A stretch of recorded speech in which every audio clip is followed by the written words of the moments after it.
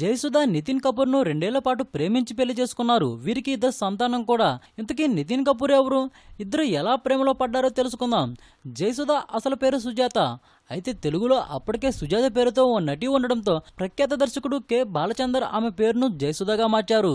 జయసుధకు ముందు ఆంధ్రప్రదేశ్ మాజీ ముఖ్యమంత్రి నాదెండ్ల భాస్కర్రావు బంధువైన రాజేంద్ర ప్రసాద్తో మొదటి వివాహం జరిగింది.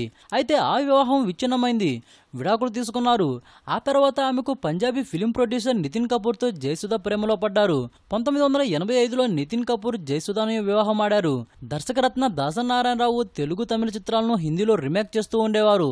ఆ చిత్రాల్లో ఎక్కువగా జితేంద్ర హీరోగా నటించేవారు. ఈ నితిన్ కపూర్ జితేంద్ర కజిన్. సినిమా విషయాల్లో దాసనారాయణకు సహకరించిన నితిన్ కు జితేంద్ర చెప్పేవారు.